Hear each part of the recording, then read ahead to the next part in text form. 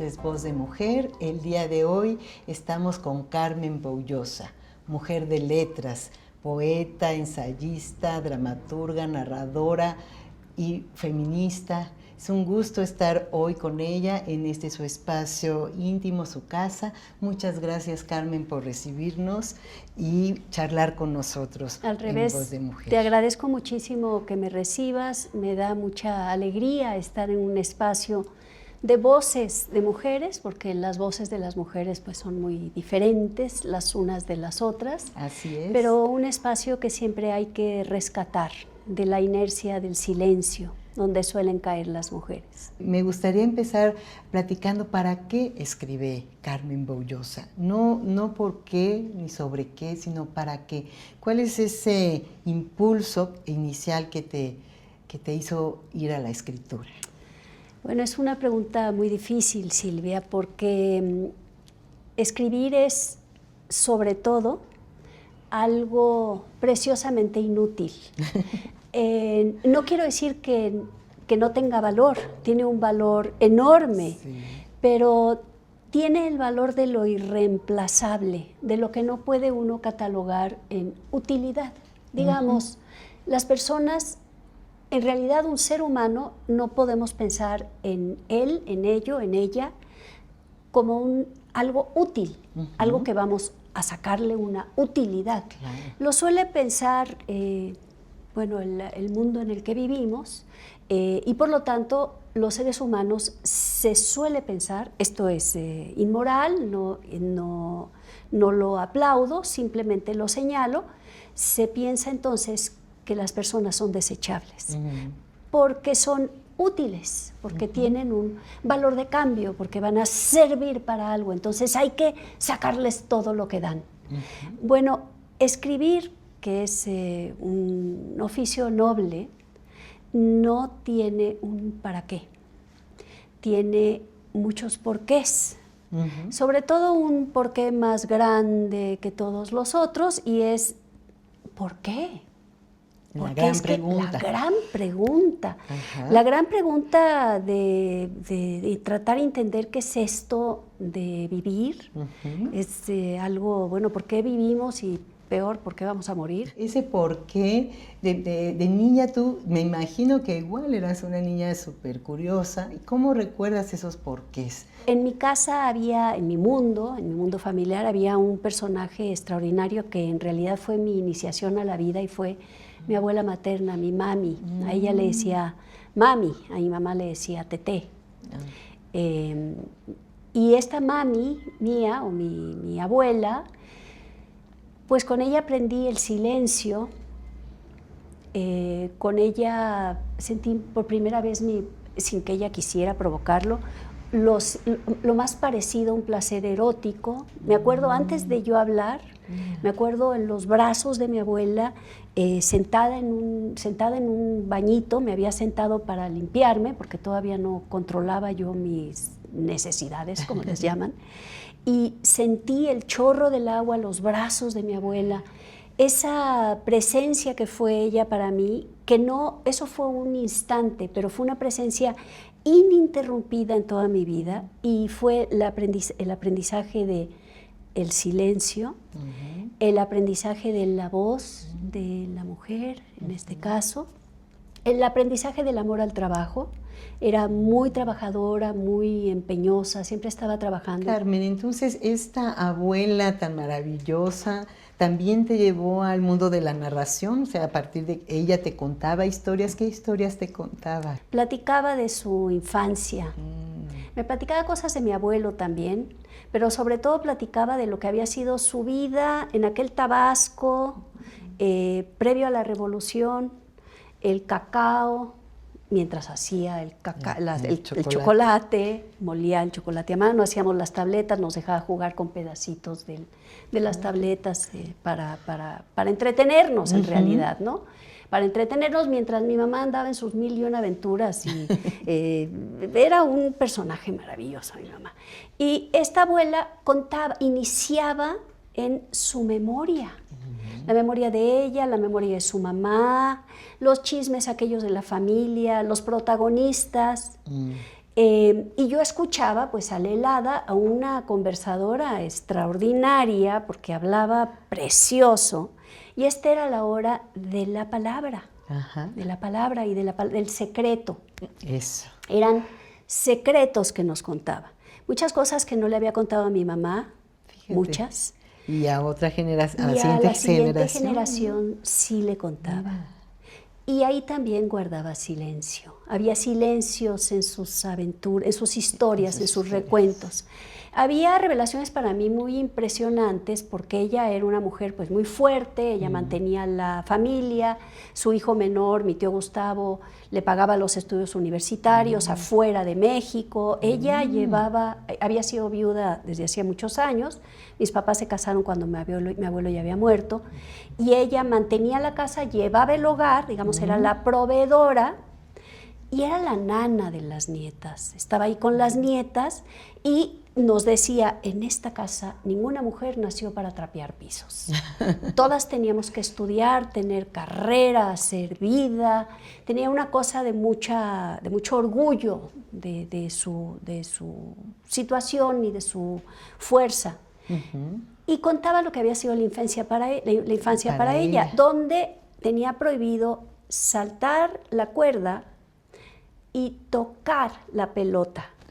Y un día su papá la vio en la finca, donde vivían, en la hacienda, la vio, no resistió mi abuela las ganas y tomó una cuerda.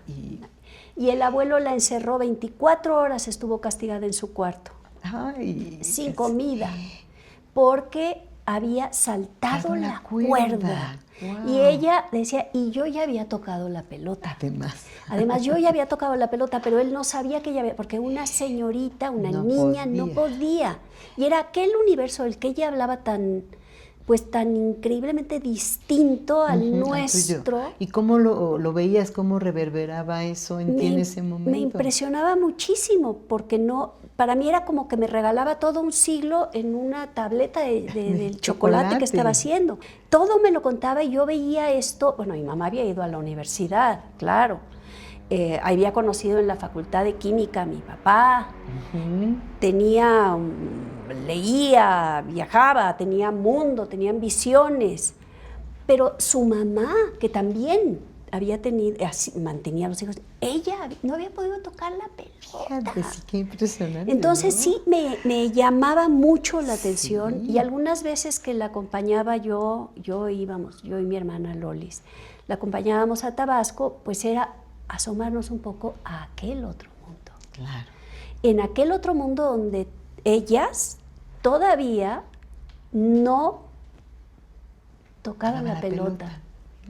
No iban a la universidad, las hermanas de ella, las tías, los hombres daban órdenes, las mujeres nos sentaban a la mesa, era otro universo. Eso no era el mundo de ella, el mundo de ella era este otro mundo nuestro. Ella era también, digamos, fue para mí un manto protector y una fuerza interior muy grande, muy, muy poderosa, y un apetito de contar historias. Eso, ahí un surgió. Apetito enorme de contar y contar historias, porque todo lo tenía ella que hilar, a todo le tenía que imprimir su propia marca. Y de aquel tiempo, Carmen, ¿qué aroma recuerdas? Recuerdo el olor de un cajón de mi mamá.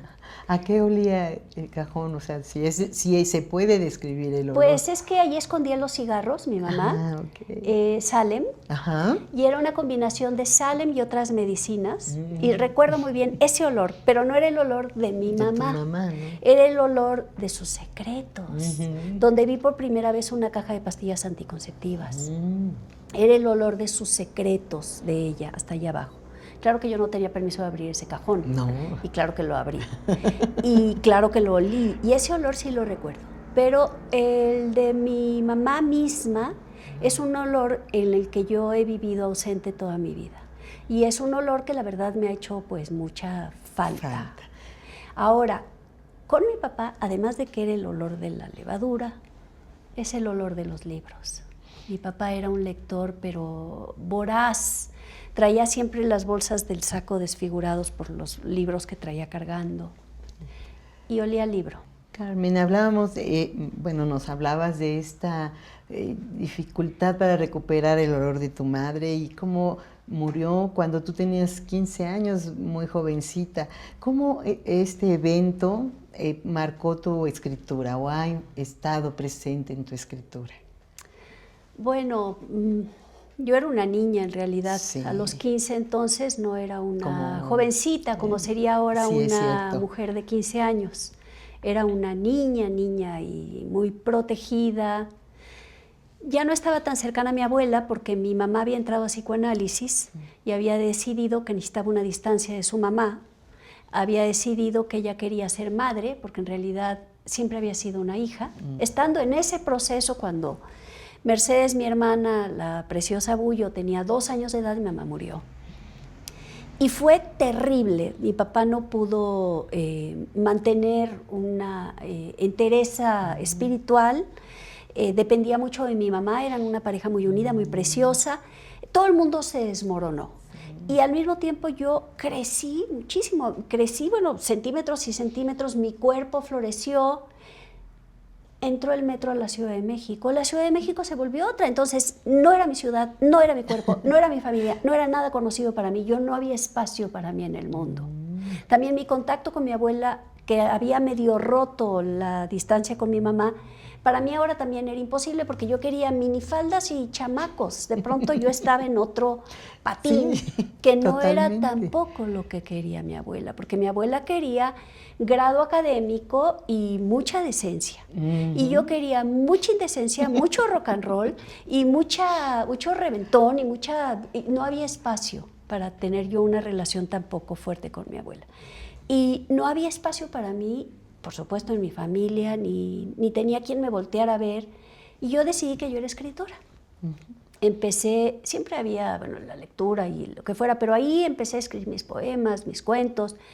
Y fue mi idea de mí misma y fue mi columna vertebral, fue mi médula, ha sido mi médula, mi columna vertebral. Yo me hice persona con esta idea que en realidad pues era absurda porque yo no era escritora, yo me fui haciendo, fui elaborando, me fui aprendiendo un oficio que siempre intento aprender, que es un oficio que siempre es una puerta que se cierra y se abre, que hay que estar luchando por tenerla abierta.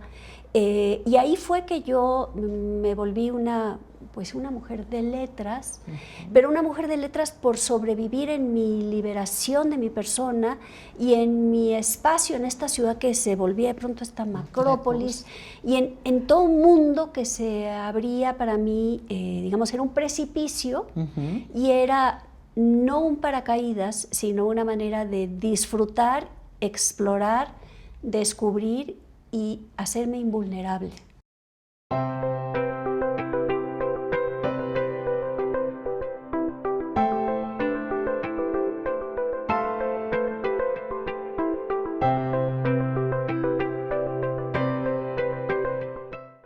¿Y a partir de ahí decidiste estudiar letras? No tenía unas ganas de estudiar nada porque era por generación, no tenía ningún interés de ir a la universidad.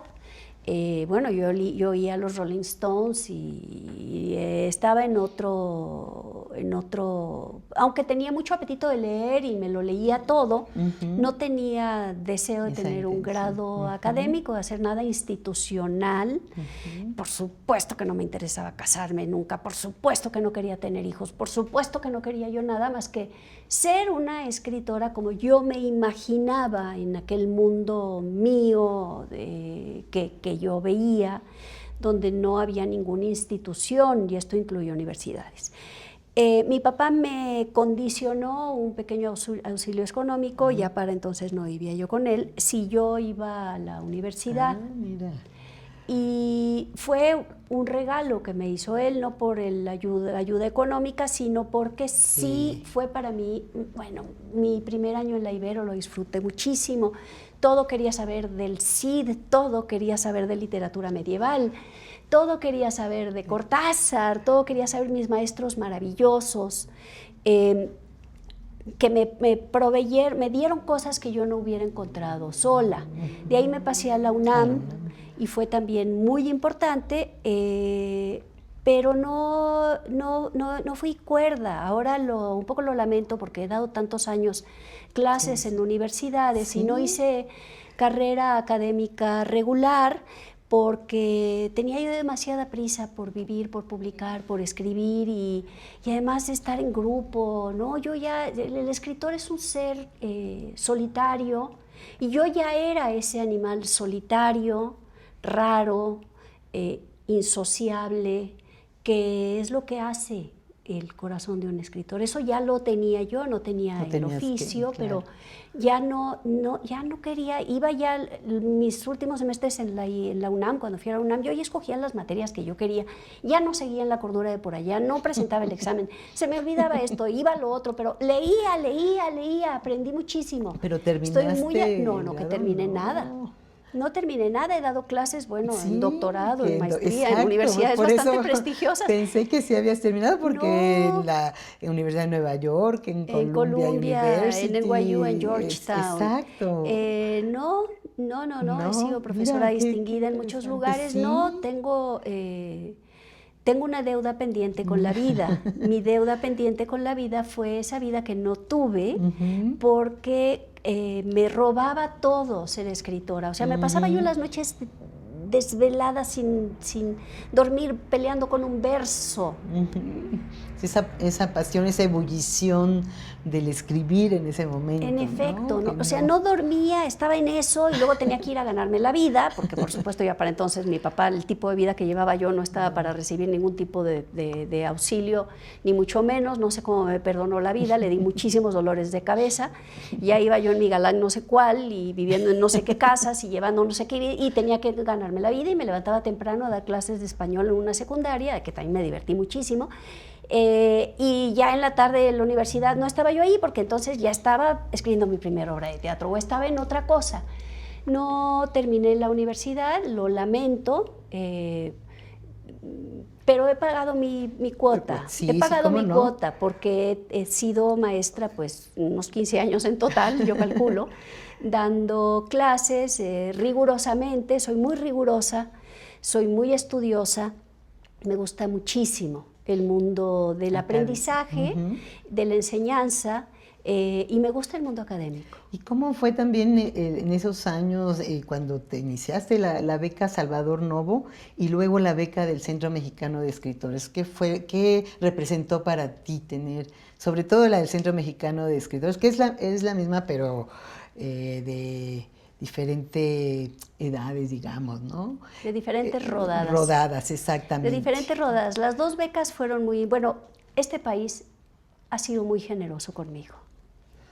Era yo una chamaquita, o sea, escribía, pero no tenía un solo verso aún publicable. Ajá. Cuando tuve la beca Salvador Novo, que era una beca muy generosa, que me regaló tiempo, y que me regaló algo más, me regaló otro tipo de confianza en mi persona. Un tipo de confianza diferente porque alguien me tomaba en serio, porque hasta entonces yo no podía ni siquiera desear que un día iba a publicar un libro. Yo era escritora, pero a mí no me iba a comprender nunca nadie. Y la beca Salvador Novo me dio esta recepción muy importante. También me liberó horas de trabajo que ya no... Ahí, digamos, es antes de que yo diera clases. Fue muy importante para mí porque tenía yo que hacer trabajos que no tenían nada que ver con mi oficio y esto me liberó, me dio espacio. Fue precioso. Conocí a muchos de mis pares. Después tuve la beca del Centro Mexicano de Escritores, que fue, es un tesoro en mi corazón y en mi intelecto porque estaban Rulfo, Salvador Elizondo, Francisco Monterde y mis colegas. Es que fue precioso. Y esto me lo dio México. Fue una época preciosa, fines de los 70s y los 80s. Todos queríamos ser escritores. Mi sensación es que todos los jóvenes... Yo que creía que era una excepción, de pronto me vi rodeada de mis pares. Fue algo, pues fue muy, muy hermoso. Y mi turbulencia personal, mi inestabilidad afectiva, mi inestabilidad anímica, mis demonios que habían crecido desbocadamente, pues el país de alguna manera los contenía, ¿no? Claro, sí. Carmen, tienes ya muchos años compartiendo tu vida entre Nueva York y México y has dado clases, que hablabas hace un momento, en las universidades en las más importantes de Nueva York, ¿no? ¿Cómo es vivir México desde el extranjero? Mi experiencia de vivir fuera de México empezó en 1990. Me invitaron a la Universidad de San Diego a dar un curso. Fue la primera vez que di un curso. Tuve amigos muy generosos que me ayudaron a idear el curso porque pues yo no tenía ese entrenamiento, y conversaciones con escritores. Me acuerdo con Aurelio Asiain discutiendo qué poetas iba a dar en clase. Fue precioso preparar el curso en México y llegar a dar el curso allá. Fue mi primera, era la frontera, pero era muy lejos. Para mí era mucho más lejos que Nueva York.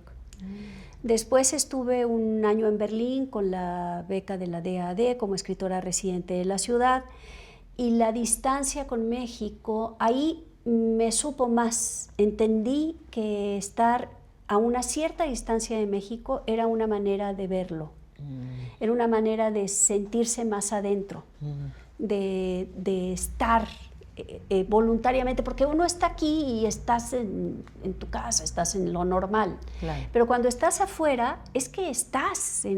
Para mí se vuelve una obsesión México. Después, bueno, Georgetown, después en París, en la Sorbona, he estado en Clermont-Ferrand, en Francia. Siempre hay esta proximidad distante. No es distante. Sí, hay una distancia física, pero es algo para mí como salgo, no estoy adentro, pero es mi mundo, lo contemplo. Es mi espacio de contemplación, de obsesión de México, es muy importante. Digamos que de alguna manera yo he introyectado un amor enorme por México, intelectual, un amor fuerte, por mi distancia con México. ¿Qué les dirías a los escritores que empiezan, que se están inventando apenas? ¿Qué les dirías después de este camino que tú has recorrido ya? Bueno, lo primero que les diría es que hay que leer libros, que hay que leer no solamente los libros que están de moda, sino que es muy importante leer a nuestros clásicos, que es muy importante hacerse una personalidad de lector. Es, diría yo, el punto número 1 para un escritor, hacerse una personalidad de lector, encontrar qué le gusta. Si no les gusta leer, pues que no escriban, porque no van a tener cómo jugar con la pelota. Es como, no sé, sería como alguien que diga, yo quiero ser campeón de ping-pong, pero a mí me gusta jugarlo sin pelota. Pues no se puede jugar sin pelota. Igual, si a alguien no le gusta leer, pues no puede escribir. Es muy diferente la emoción no profesional de escribir, es una emoción muy hermosa, pero entonces que sepan que eso no va a ser su profesión. Claro. Entonces, lo primero es ser lector, hacerse una personalidad de lector, y después practicar mucho escribir. Y verse a sí mismo, y ver a los demás. Pero sobre todo, es que no hay de tal, porque ¿quién no ve? Y les iré enseñando, la misma demanda de la lengua los obligará a ser testigos puntuales de su época, de su interior, de su madre, de su padre, de su enemigo, de lo que quieran observar, ¿no? Esto ya vendrá junto con pegado, como dice el dicho, que es un dicho precioso, ya viene junto con pegado, vendrá junto con pegado, pero no hay pegado y no hay junto si no hay lector. Claro. Ese es el número 1. Después yo recomendaría estudiar otra carrera. Pienso que es muy importante saber historia, filosofía, matemáticas, otras ciencias, que un escritor tiene que tener su cerebro entrenado de la mejor manera. La música, por supuesto, es el alimento número 1 del alma. Hay que escuchar mucha música, y no solamente ahí también, no solo la música que escucha todo el mundo, explorar y buscar. Para eso es maravilloso Internet, encontrar de los antiguos, escuchar los que ya nadie oye, volverlos a oír y descifrar y entender eso que es la música, que es también pues un grandísimo misterio. Claro.